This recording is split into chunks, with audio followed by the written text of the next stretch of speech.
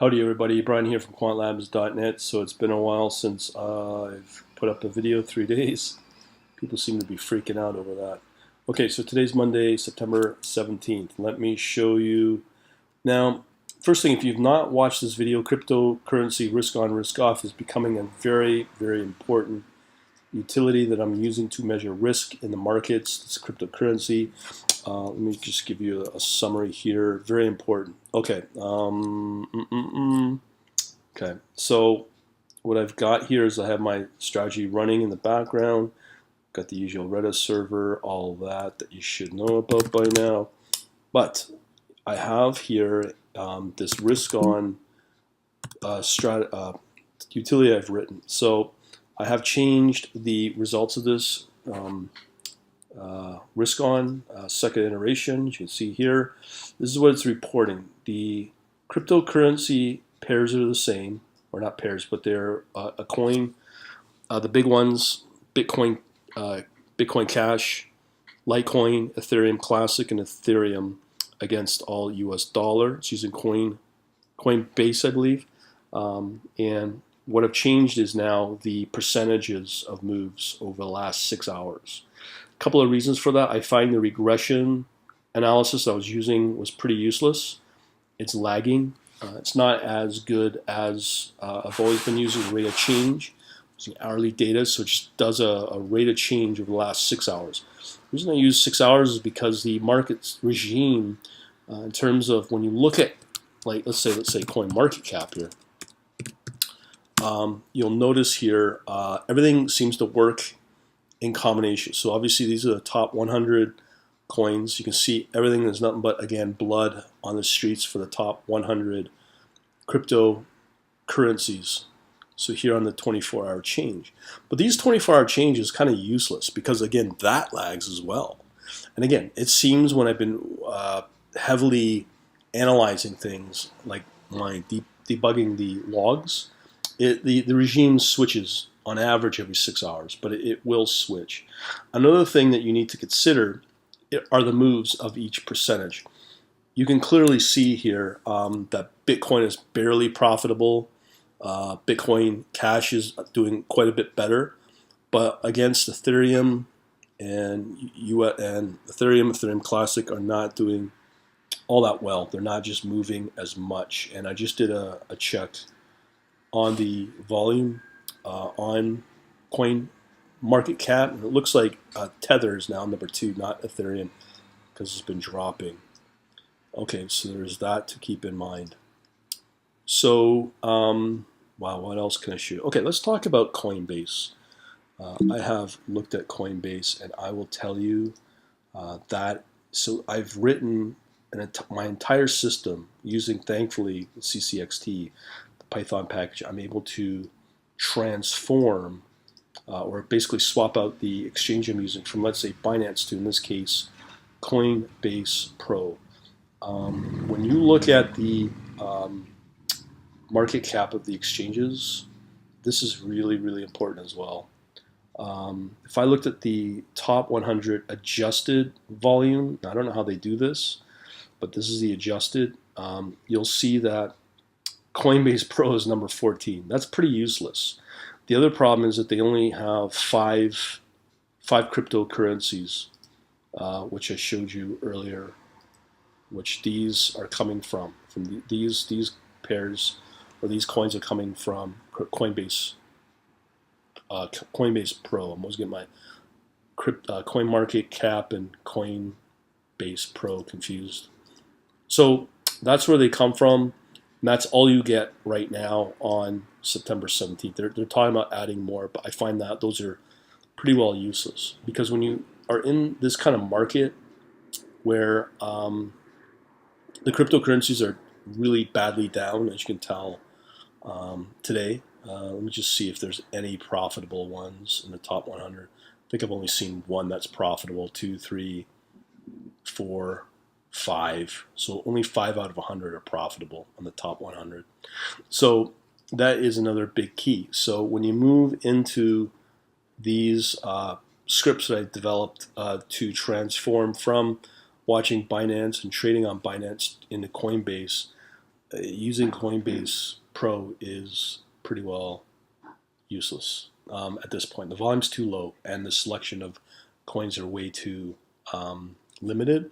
But the big factor is if, as in this case, where the whole market's down for cryptocurrency, this strategy using Coinbase Pro will be useless because everything's down and you cannot trade in a falling knife kind of market. So that's factor number one. So we got this thing running.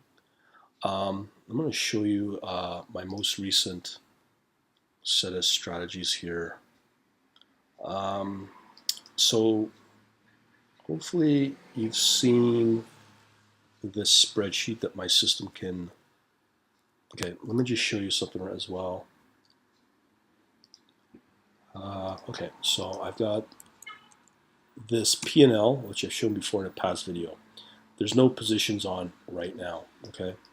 Let me just see if I have the old file. I don't think I do.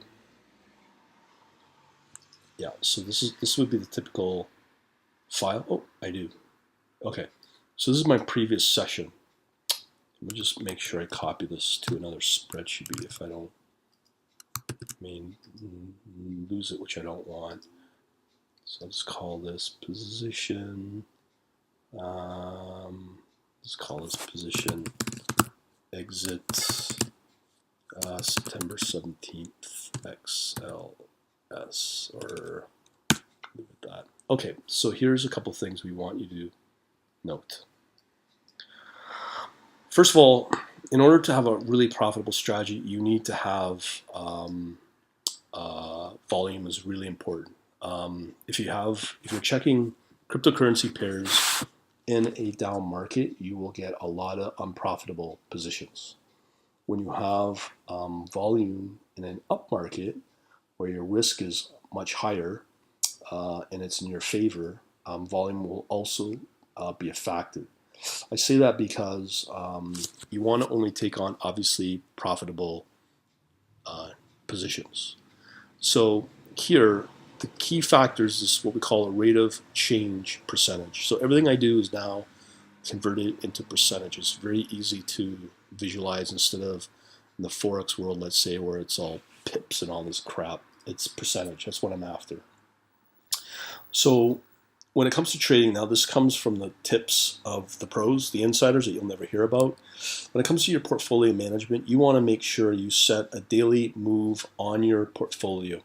So if you have a goal that you want to achieve on your portfolio, what you want to do, and remember this is crypto, meaning the markets never close in the world of crypto, which means you have to figure out what your daily target will be on the positive moves against your portfolio. So if you're after a 2% daily move, great. If you're after a 1% daily move, great. If you want to be super aggressive, you can set it at 4 or 3%. So in this case, when you look at these positions are displayed in order. This is what I typically see. You can see right up to this very last position here, we have two positions that have done pretty good. One at 2.64 and then the other at 1.13. Now, if you're really smart, what you want to do is you want this strategy to shut down to protect that profit for the day, or maybe for a period of time, be it 6-8 hours, like a traditional trading session if you're trading New York or Asia, where it's usually 8 hours. So you set that time, you got to figure that out. Based upon, again, the nuances, and you can only get that from debugging logs, okay? So you set that time frame or your daily target on the overall move positive, because you know what's going to happen? You're going to start to get these little moves against you. Fortunately, I was able to maintain for this session some profit, not a lot, obviously, but it's these little positions, these little losses, that where it eats into this profit. So you want to protect that, and the only real way to do that is by shutting down your service, your strategy. Let it sit for 6-8 hours, and then, or maybe run it every hour, but only check on what I call the risk on, making sure that you hit a certain target of the market to make sure that the market looks really hot, and only trade those market conditions. And as I said, it's so volatile where you may get 1, 2 set of hours over a 24-hour period, maybe 3, 4 hours over a 24-hour period that you only want to trade in. Okay, so you want to set your percent moves at a certain percentage to make sure that it's safe to trade and that you will be able to get these kind of profit levels on these positions here. Okay, so again, I could say, okay, only trade when Bitcoin is at a 1% move and nothing else, because watching this stuff like I have been for the last, let's see, let me just see here. I will tell you when I started this whole process, which has been quite a while, and it's been one of the best learning practices that I've ever gone through. So when you see all the iteration that we're on our 11th iteration of this file, you can see when I started it. I've started this now July 16th, okay? And you can see all the change dates here, where since this time period, July 16th, mid-July, I've been spending hours upon hours upon hours looking at these debugging logs, okay? Debugging all these logs. So I know it, not great, but I'm pretty comfortable with making this statement. It changes on average every 6 hours. The other thing, key here is, this is one thing you need to factor in, okay? And you really need to make sure that your strategy and your parameters that you use are self-adapting. So again, if your market, in this case, I got here in my database, this new table here called risk, okay? So saying right now that only 4 of the 5 cryptocurrencies or crypto coins are profitable. And I know which ones those are just by running this new updated script. And obviously it's Bitcoin, USD. Actually, all of them are down now. So what will happen is we're definitely in a down market. So my risk will now, or the table, will have 0. So that means the risk is too high to take on any form of trades. So what my strategy as it runs here, it's now going to switch and it's going to self-adapt to this new market condition. Okay, so that new market condition will tell the strategy to throttle down and take less risky parameters against my indicators to make sure that the losses are less and tighten up the tolerances, as opposed to taking on a higher risk, increasing the threshold of the indicators so I can get a higher opportunity of profit, because the market condition says, yes, we now have a market condition where it's risk on based upon these returns that I'm getting from these big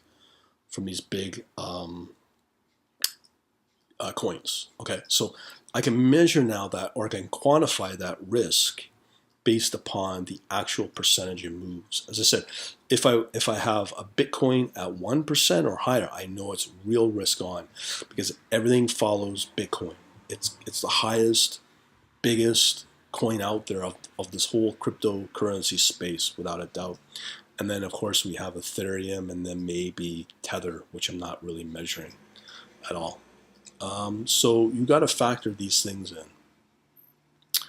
And again, your strategy and your market, your parameters have to adjust to these market conditions, because what will happen is you'll get, as I shown you earlier, up until this point, you're making good money, okay, decent money, okay, but it's these last 4 positions that will eat into that profit for that trading session. So your best bet to protect it, shut down the strategy, wait it out, have your process waited out, or check the markets every hour, 2 hours, 6 hours, whatever it is, to see that the market now changes back where it's in an up momentum, has an upward momentum, and it basically meaning it's risk on.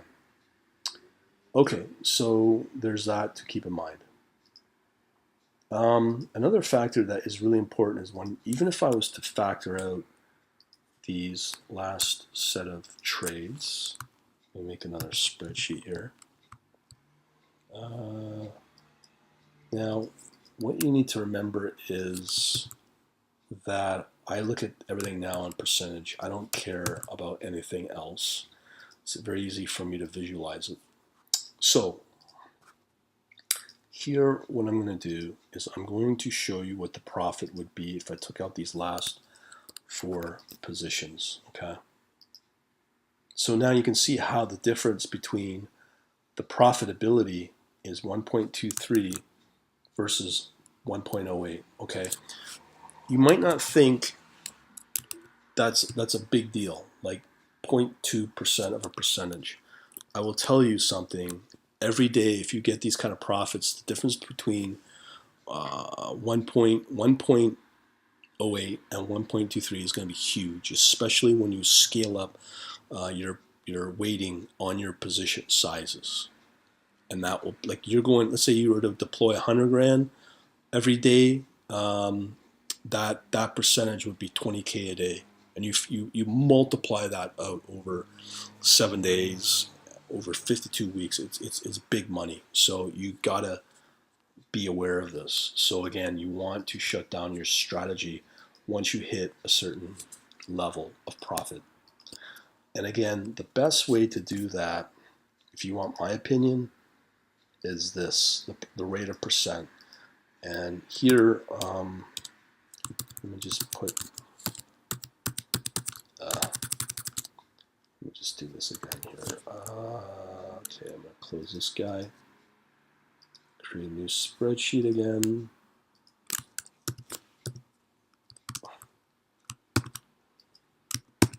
Okay, so if I take the summary of the percent moves, okay, and net them all out, let's see what it comes out to. I'll never get this right. Okay, so we got G9 and G2. Okay, so there we are. 1.08% net move on your portfolio with minimal, well, basically no position sizing, just one unit of each crypto pair. Okay, so that's okay, but when you factor out your this and actually this one and this one, you factor them all out, delete them, and again you can see again the percent of change is big. Okay, G2 to G5. Okay, yeah. So let me just fix this up here. Okay, so we can see here. Oh, my word. This has got to be different. Okay, so you can see here, this is what I wanted to show, that the overall percent move for your portfolio is 3.7%. Okay, now if I took that out, okay, and did the same summary, let's see what it comes to. So we want F2 to F9. So we're still doing pretty good, 3.38% overall versus what was it before. So again, let me just take out these two.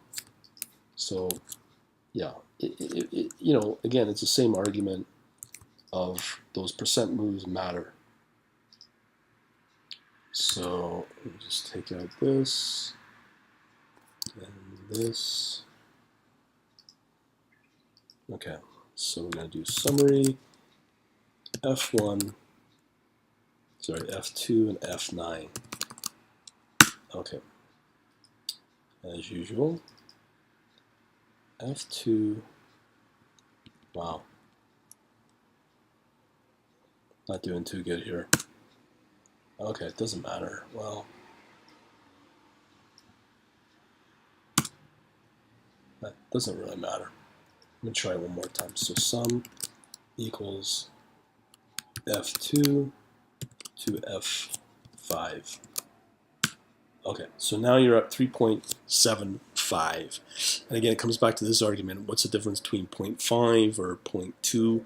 Again, that will be thousands upon thousands of dollars each and every day over time. So you want to figure out, what do you want your overall percent move be for the world of crypto against your total portfolio. In my case, I'd be happy with 2% each and every day. So my point is like, once you hit that 2% total, in this case I got lucky, it hit 3.76, shut down the strategy and start her up 24 hours later and be happy with that, and hope that you're making some positive profit profit tomorrow with the same goal, and just stop and then reset 24 hours later and hope you're going to get each and every day. So that's a really powerful option if you get too many money losing strategies, as you can see here that this risk is not doing too good, and this changes and gets recalculated every hour if I want it. So that's an important factor. Okay, so I may implement that into my overall scheduling, so it will total this column on the positions, and if it hits 2, shut down 24 hours later, start her up and hope you get another 2% that day, or maybe I might do 3%, because again, when you look at these logs, you quickly are trying to remove the fear and greed from a human trading perspective. So if you set a set of rules and just be happy with 2%, and you may get lucky and you may get 3.7% in this case, you go great, you shut down for a day and then come back at it. And if you make 2%, great, and you keep at it until you make that 2% move. And that's probably the best way to go about it.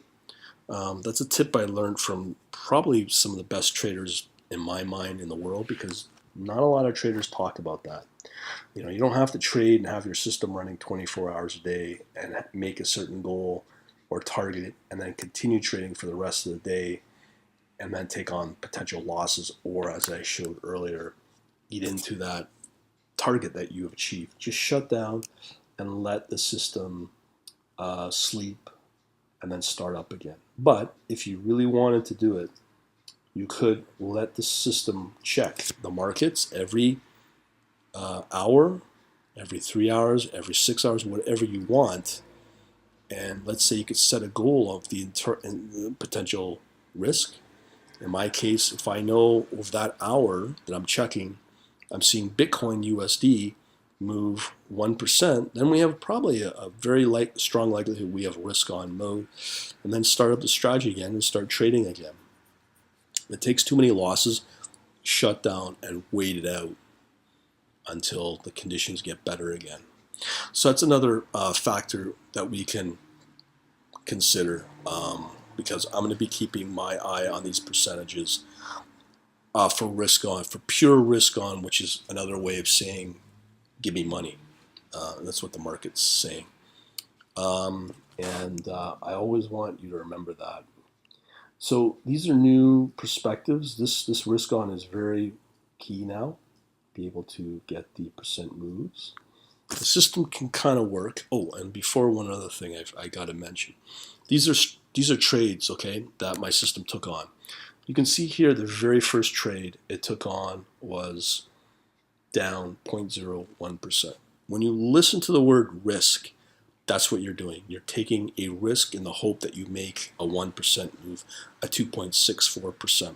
And that is okay to lose a little bit. You don't want to take on too many of these, like in this case where, you know, up until this point, everything looks good, even if you factor in this very small, tiny loss, or let alone, you know, it hits 0 and get out of the trade, because chances are, with the probability that I've seen, even in an up market, if that crypto coin, that coin is going to go down, it's going to go down, and it'll take a long time potentially to recover that. So why have your money tied up? Just take your lumps, close the trade, and end it, okay, and just close the position. Remove the emotion, okay, and if it's at zero or just barely here, and I will tell you, and I'll give you a hint. If you have a crypto pair that has a low volume, or let's say even no volume or insignificant volume, the moves on the downside can be extreme.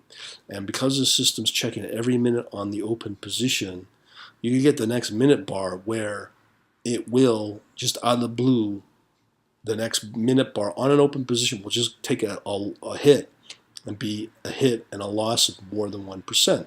And you imagine that 1% will eat into your overall daily target move that you're after. So you don't want to take on those type of bad positions. So the moral of that story is try to focus on cryptocurrency pairs or crypto coins that have a very high volume. I'm going to let you figure that out, but the volume has to be certain enough because I have noticed that the higher the volume that you're testing for, the higher likelihood you won't see those bad negative trades where you take on in a minute a 0.5% or a full percent loss. Okay, I haven't. It's hard for me to see that, but statistically, it's kind of, if you're checking for a certain volume, you'll be okay if you check for that volume. And again, because I have the ability to check on risk on, you could call it, I can change those percentages as well and change the volume level as well for what it's checking for. And yeah, so I can adjust that as well based upon the market conditions. Okay, so yeah, so it might be wise to shut down after you hit a daily target move, and only you will know what you want in terms of what you want as a daily target move against your portfolio in terms of percent. If it's 1%, 2%, 4 or 5%, okay, and shut down your system, wait it out, and hope to see again the market condition change where you see something like a big player like Bitcoin be moving at 1% or maybe 0.5% or 0.75%. Very important to be able to quantify it and measure and have your strategy with the parameters and the indicators that you're using be able to assess and self-adapt to what the markets are telling you to readjust those parameters.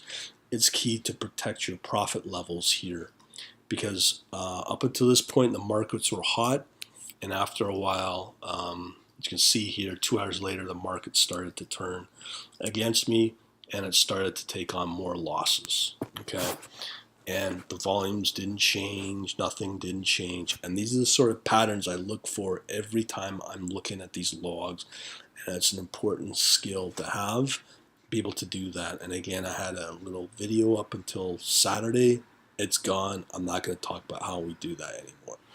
All right, so that's important. Just wanted to let you know how things are going, and it's looking pretty good if you know what to do. Talk to you later.